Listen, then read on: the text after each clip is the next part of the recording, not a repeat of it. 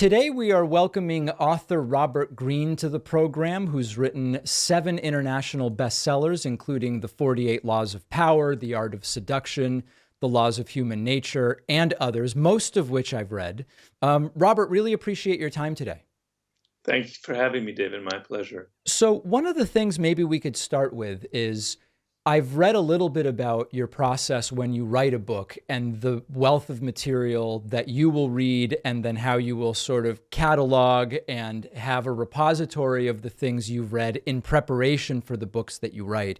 One of the things that I struggle with personally, and I know many in our audience do also, is how to have a system to determine what is worth reading, studying, or paying attention to today. And of course, with social media and endless streaming content and sports and history and economics and all of the different things that people could spend time reading and learning about, what's your process for, even at the top level, determining what is worthy of our attention in 2023? Well, I'm very aware of the dangers of, of trying to digest too much information and overloading the brain. So when I write a book, I try and make it as focused and concentrated as possible. Excuse me.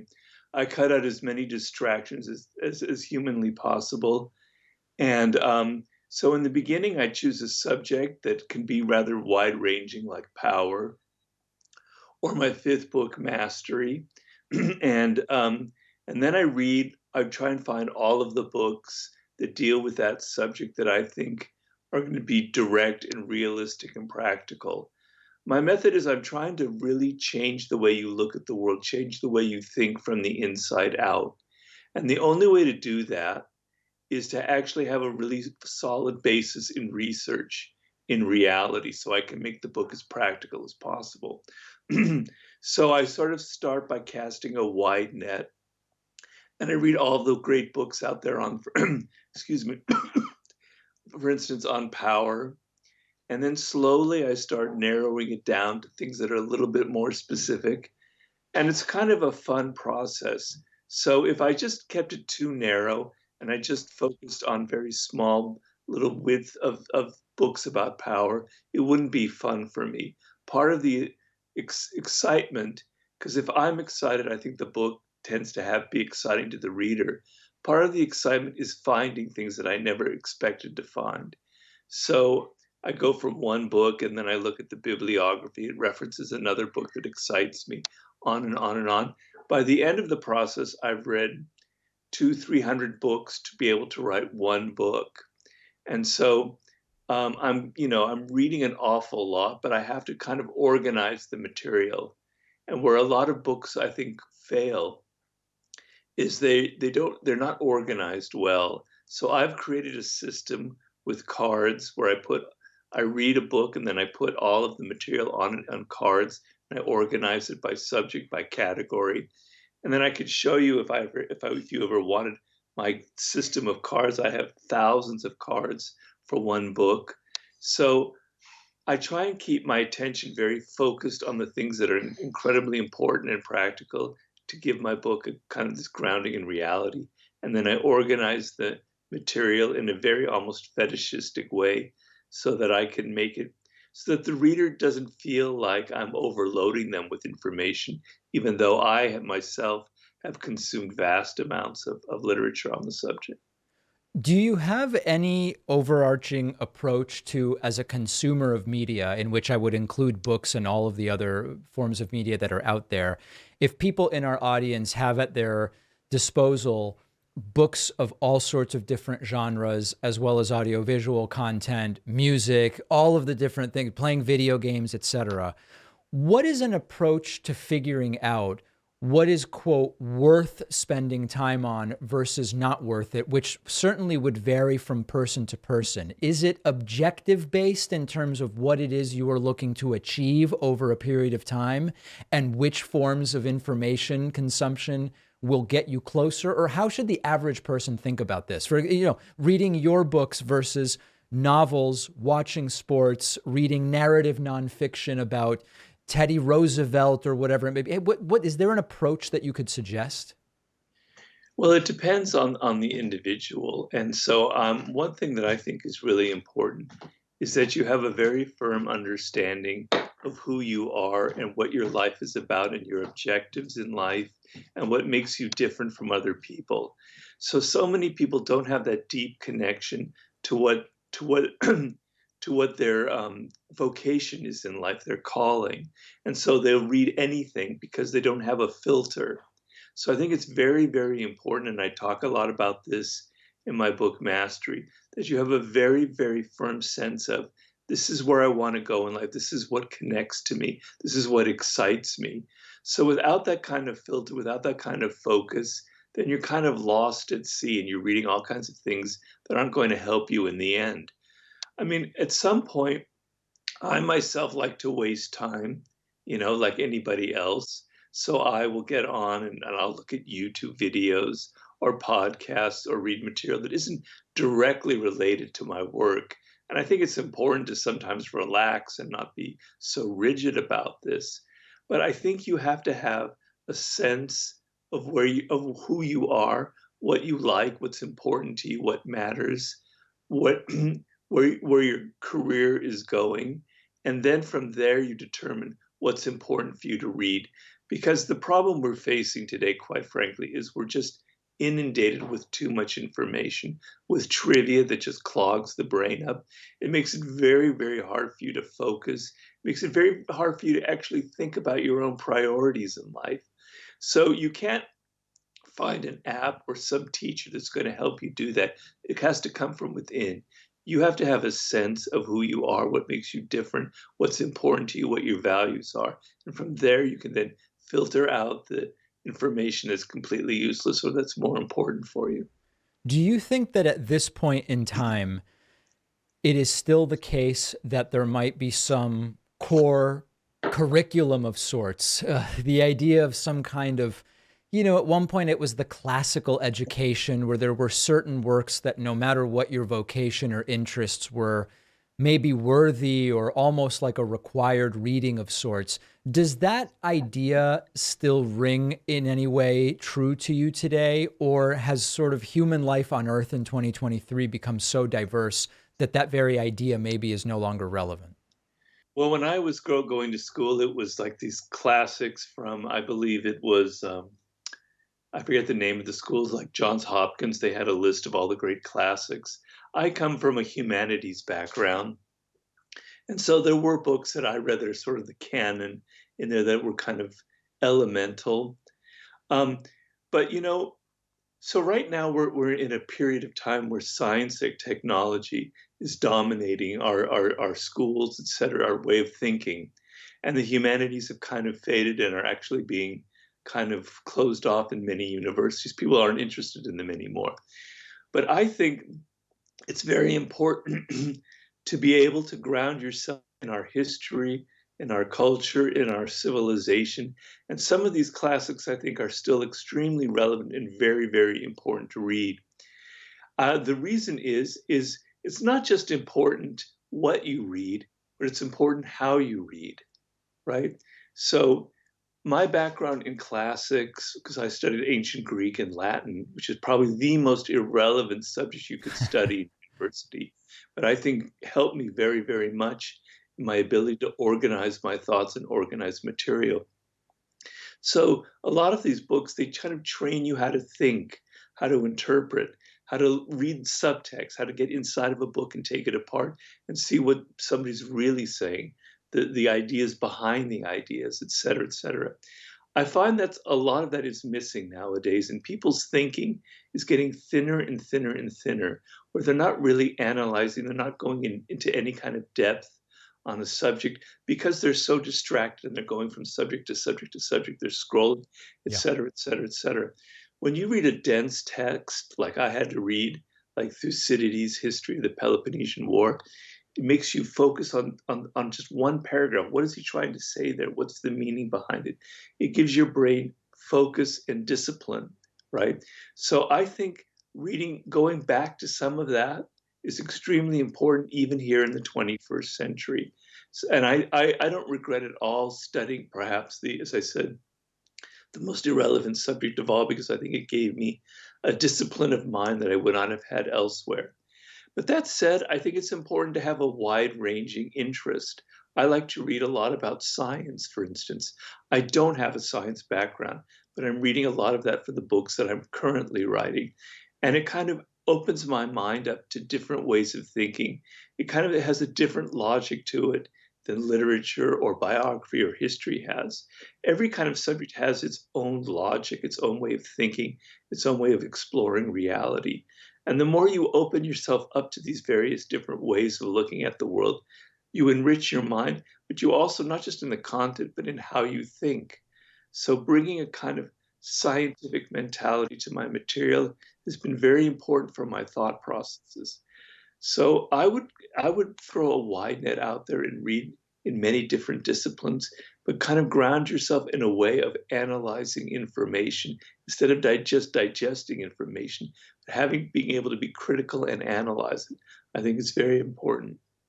Along those lines, in the books that you write, there is such a broad range of both sorts of folks that you write about and subject matter that you've read about, and you draw connections and parallels between different eras in history, as well as between different disciplines.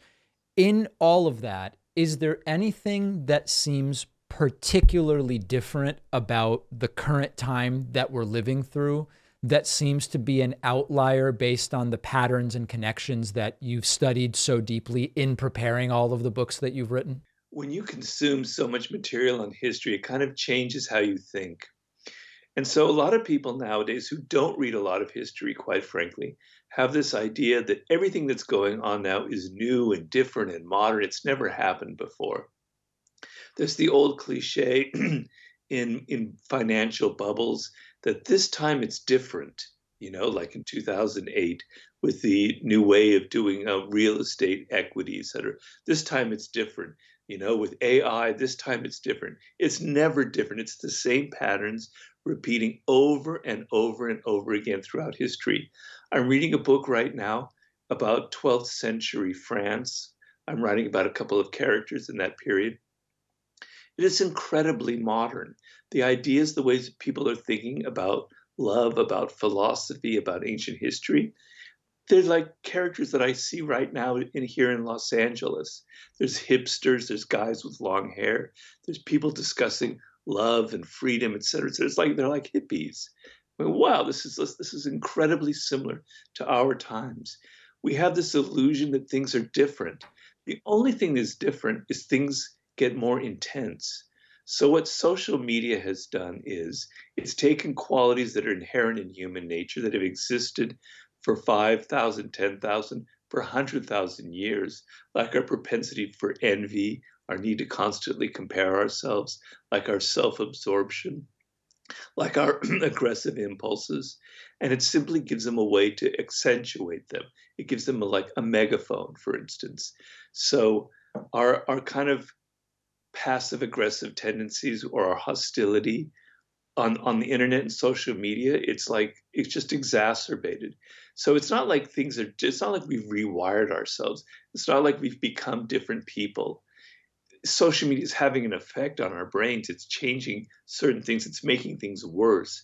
It's taking qualities that we already have and making them more and more extreme. But we're the same animal that existed in ancient Greece, in ancient Egypt, etc. It's just that we have tools now that we're not really capable of handling in a rational way. Our minds were developed for a certain way of life that's completely different in the 21st century. So we have these tools that are so powerful, but our minds aren't really adapted, aren't really made for being able to handle them on a very realistic way. But I don't think the more I read about history, the more I have the sense that human life, civilizations, and cultures go in these cycles that just keep repeating over and over and over again. So, along those lines, since you brought up social media, a couple of different things. In his two books, Amusing Ourselves to Death and Technopoly, which predated social media, Neil Yeah. Postman has an analysis which, if applied to social media, or a critique, would be the question of whether social media is a net good is a less important question than how can we maximize the good and try to limit the bad. Cal Newport on his podcast not long ago had a piece about the effect of what he calls unrestricted social media use for young kids, particularly girls, but both boys and girls. And he asserted that if the early data ends up being what it appears to be, in something like 10 years, the idea of giving kids unrestricted access to social media would be sort of like giving kids cigarettes, that it would be like, wow, how did we ever not realize that that was a really bad idea? So sort of a two-part question. How interesting do you think the question is social media a net good? And two, what is your sense of how the relationship to social media might change as as it matures and we know more about its impacts? Well, things that technology and things that we create aren't necessarily a net good or a net evil. They're just simply instruments that we can use that are at our disposal that Yes. can help us. So I remember in the early days of the internet as a writer, the incredible power that it gave me for researching, giving me access to documents, to academic things, to books that I could normally never get or find.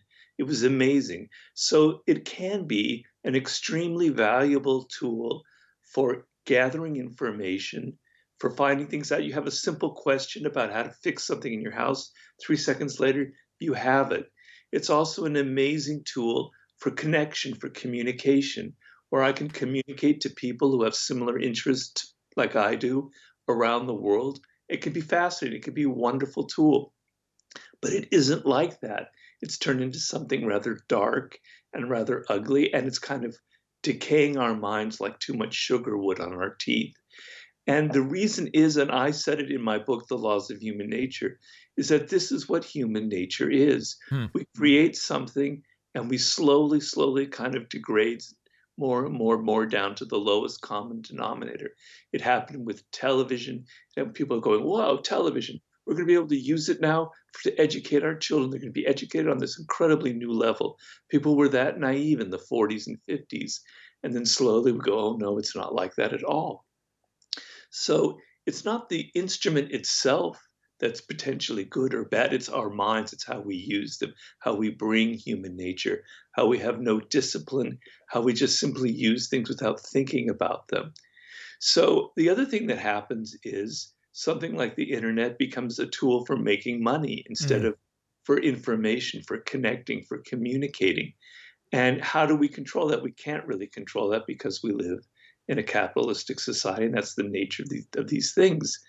But we create these tools and we don't ever think about how they're going to be applied or the negative consequences for them until it's almost too late. And so when I read now about AI and all the people throwing their arms up about, oh, how dangerous it is, even Sam Altman, who's the person developing this, is warning us about the dangers of it. I think it's rather ridiculous and absurd for these people to be doing that. They're the ones creating it, they're the ones thrusting it upon us. Why aren't they thinking about that before they create it? Why isn't someone like Steve Jobs imagining the incredible deleterious effects that an iPhone could have on our brains? It's like, to me, it all comes back to human nature. If we think about the fact that we are very short sighted, that we tend to be locked in the present, we don't have the instinct of thinking ahead and going, what are the consequences for this particular action, for this particular technology? We're going to be falling again and again and again and again into this trap. So I think one thing that could happen, as far as to answer the second part of your question, is that there is something in us that is very real, that cannot endure so much of this virtuality in our lives. Hmm. We know that we're ruining our brains. We know that it's making it distracting us to death, to quote Neil Postman, that it's having a net negative effect on our ability to focus. And my hope is that people who are younger, who are in their early 20s, Gen Z, etc., they start rebelling against this. Like when my age, I was rebelling against the world of my parents and sort of the rigid and conventionality of it. That people go, we want something more real. We don't like this relationship that it's creating of so that we're less and less social and we're more and more virtual. And there's a real rebellion, and people realize This is what matters. These are our priorities.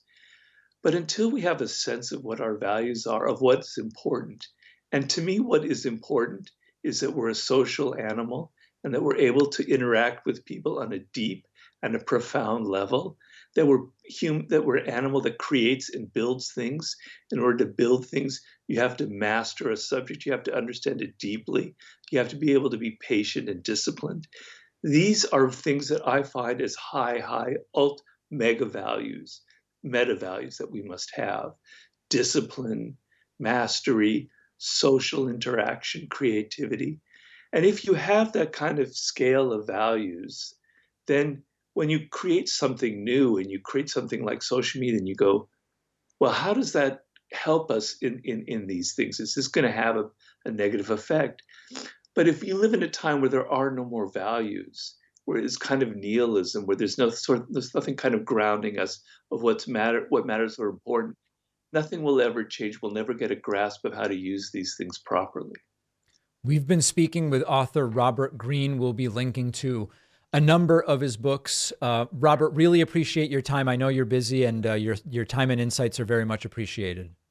Thank you, David. Thank you very much for having me.